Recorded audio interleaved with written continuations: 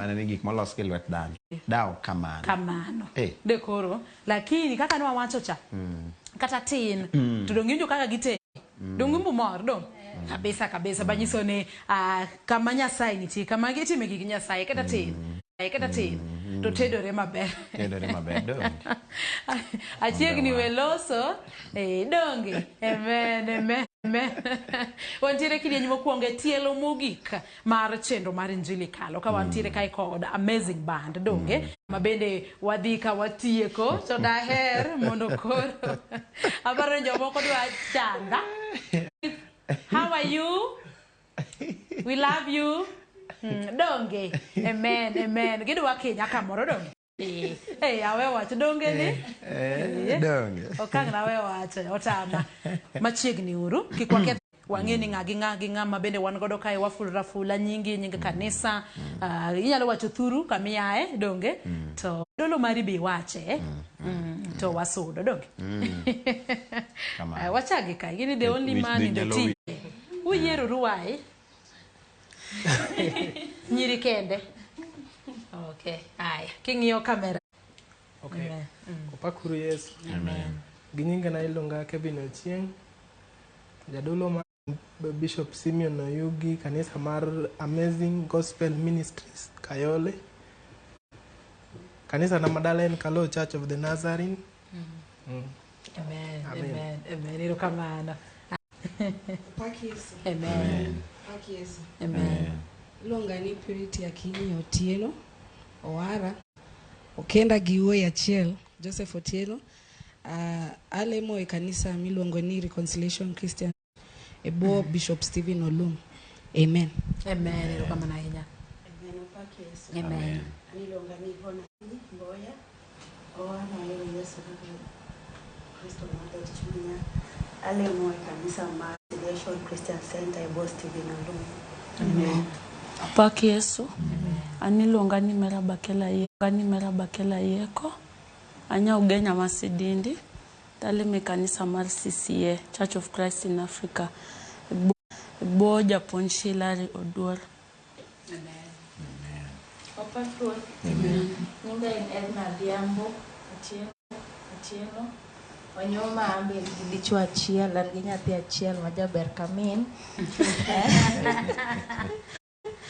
Aleme buo Pastor Frederick Odongo, Wisdom House Church, Kayole Junction. Amen.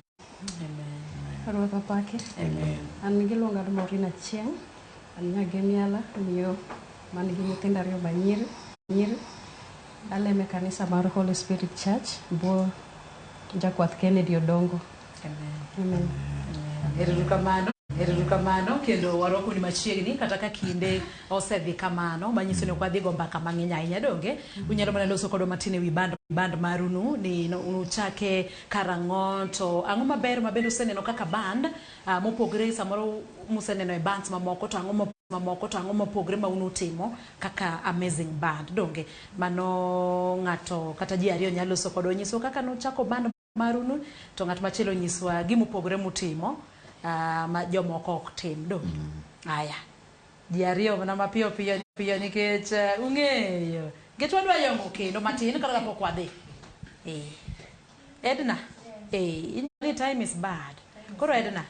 Amazing band nochakre karang'o to ang'o maber mabedo seneno kaka band? Amazing band sani koro wan gi 5 months. For tunale wadhi ka wachope 5 months koro.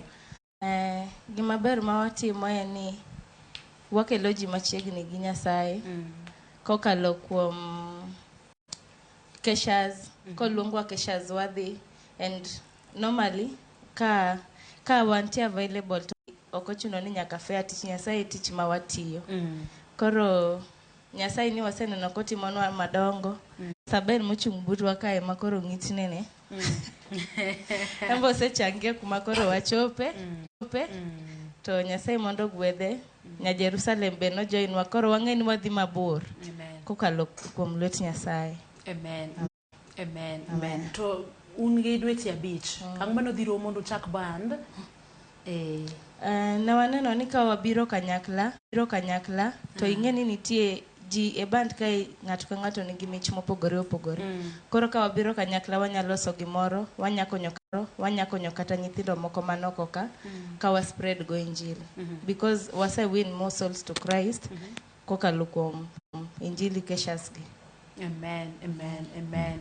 To gimoro mopogre, ang'eni brother Benedict ko wach moro mana matin kanyo kata kapok wamoso ji. Gimoro mopogre mutimo kaka band moingo kaka nuchako, tuneno ni ntiere jomoko matimo to uno kutimo. Utimo something unique.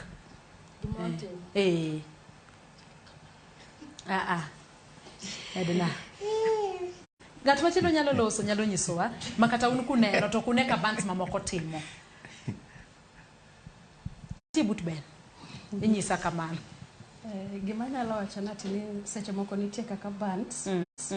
Nitie jomoko ma koluogo kamoro to nyalo dwaro gimiluongo ni chudo. Nitie kaka kibedo appreciated. Lakini wana kaka band. Pok wachope kiwango na nyalo wacho kamano. Koro dwaro gombe no wadu bed kanyo. Ndio seche moko nyalo bet lakini gisani twawacho na nwatiyo gi Nyasaye gi chunywa te. Yani wan tiyo gi Nyasaye. Koro kata koluongo nwa dhi kamoro to wadhi kagina timo kamano ni sawa. Lakini anyalo wacho mani ma bedo pogruok kindwa gi bands mamoko. Kata fea okudwa. Udingi mari. Endo udok ni mari. To Nyasaye osetiyo ben. Violence.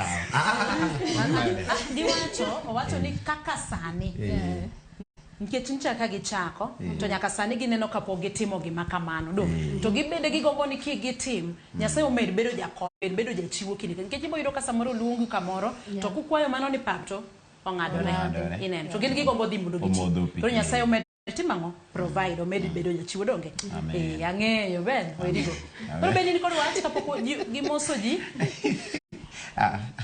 gimoso ji aonge wa gimoso ji mondo wachak wayude thuolo mondo wayong matindo wachak gi the only man kai e group kado haya king'iyo kamera no podi ifayo ne jomoko adek mana mapiyo piyo to wang'iyo kaka wayudo amazing band bro nyisowa to watieko wamiel matindo haya an kacha komos anyalo ja komoso familia na in jumla konere family kendo anyalo chako moso jo kanisa wa madala Kalo Church of the Nazarene under Reverend Okun Jowi gi ng'ama nyalo moso kendo machielo brother Napolo Bote ang'eni onena Nyasaye mondo gwedhu ahinya.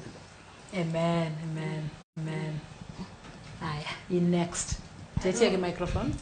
Adwa moso babana Bishop Stephen Olu kendo adwa moso chuora Joseph Otieno gi osiepa iluongo Muga.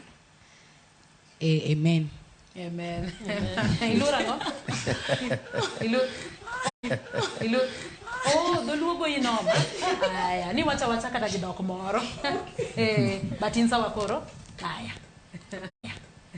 Adwa moso familia na kachiel gi nyithinda. Mar ariyo moso kanisa na Reconciliation Center te gi unte amoso. One more confused. Ok gibi sechagi. Koro wacha ni gosiepe na duto. Gosiepe na duto te. Maneno asani amoso ute. Amen. Mos. Anaoro mos ne mamwa Melda Ayeko gi babwa Jona Imbaya Ayeko gi jo kaniswa duto. Amen. Edna. Producer adwa ng'eyo ni Edna en ng'a. Aoro mos ne jawada Simon Okungu, nyara Nora Belfaraja, mama na Caroline Njoga gi baba na Tom, kato gi nyithindwa, gi osiepe na duto moka nyalungo nyinggi. Amen. Ana oro mos ne mama nya Ogenya kane kemiala nyimege na te jo kanisa mar Holy Spirit Church te gi Pastor Kennedy gosiepe na duto te. Amen. Wayudo amazing band nade untiere sana hata YouTube koso chano gimoro but wan gi namba maginya yudo wago okay ka wachope group wach kata gi kizungu Number 0768 224 666. 0768 224 666. Mane number ma kanga tudwa join wato nyadonjo godo. Amen. Amen. What is so amazing about a missing band? They are beautiful. They are beautiful. Yeah. Do want to get mate be get pack on my bed. Okay, most. Okay, amazing band. What you said amazing. Amazing. Almost na Bishop Stephen Olum. Kabisa. Almost no kijo RCC dutote. Almost no jo Holy Spirit, jo CCA. Yote. Sawa yong, wanyalo yong okendo. Kapo wagine. One day nitie kaka wadwari mondo wadhi wayudie mag ringruok kokinyi bor gi joma tiyo gi muya. Mondo wadhi wamadhie kata chai moro matin. Ka waduogo bang'e wadhi bedo gi kaka watimo ga pile cha to sama wamadho chai no nitie jatich Nyasaye ma bende koro wamiyo duty. Obiro kelo wach Nyasaye omiyo beda machiegni kanyo kik imul remote kaka wacho pile kochuno ni yakimul remote to mana kiloko battery kata kimedo volume. Omiyo bang'e ndalo seche moko matin wabro duogo kacha kod jatich Nyasaye ka bang'e waduogo kacha kod list number to mabiro chwale nyaka wang'o tieki saa 7. Nyasaye mondo gwedhu anan beno tiende. Amen. Uritru masani Pastor Jemaimo wacho ni omor kod chenro kachel kod Irene Okoth mar Marindi. Uritru mana masani wabro duogo mana kaka brother Berado se wacho.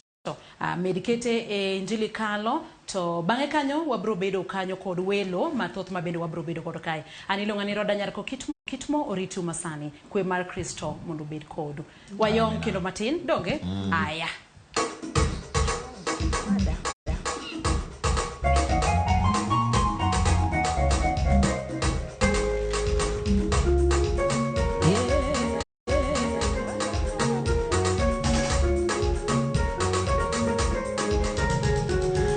I say you don't Luanda Maradera, Wasiku Malawa, Kano Yuda Kendo. I say you don't Luanda Maradera, Wasiku Malawa, Kano Yuda Kendo. I say you don't Luanda Maradera, Wasiku Malawa, Kano Yuda Kendo. I say you don't Luanda Maradera, Wasiku Malawa, Kano Yuda Kendo. Alongo Yesu makelongi mao sana Luanda. Alongo Yesu mamiyate ko sana Luanda. Analuo Luanda.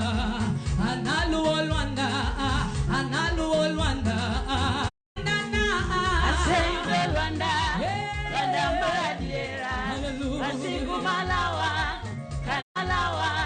Kano Yuda Kendo. Oh, I say you don't Luanda Maradera, Wasiku Malawa, oh Yuda Kendo. I say you don't Luanda Maradera, Wasiku Malawa, Kano Yuda Kendo. Rabbi mi kwongo luongo, Rabbi mi kwongo luongo. Oh ilayo mi kwongo luongo. Oh ilayo mi kwongo luongo. Siboma kaya mi kwongo luongo. Siboma kayuda mi kwongo luongo. Yesu kende mi kwongo luongo. Yesu kende mi kwongo. Rabbi mi kwongo luongo. Rabbi mi kwongo luongo. Oh ilayo mi kwongo luongo. Oh ilayo mi kwongo luongo. Simama kayuda mi kwongo luongo. Simama kayuda mi kwongo luongo. Yesu kende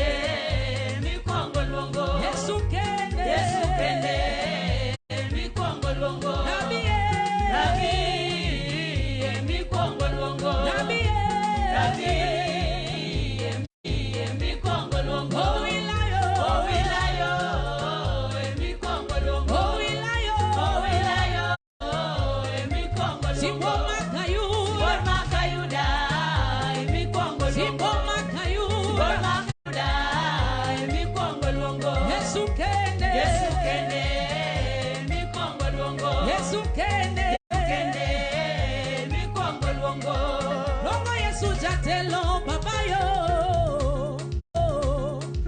Luongo Yesu ngima babayo Luongo Yesu ngima babana okumba samati okinyi babana emaluongo samati otija babana emaluongo Gigo duto mwatimo waluongo were Gigo duto mwatimo waluongo were Rabie mikwongo luongo Rabie mikwongo luongo O wilayo mikwongo luongo O wilayo mikwongo luongo Simama Kayuda mikwongo luongo Simama Kayuda Kayuda mikwongo luongo Yesu ke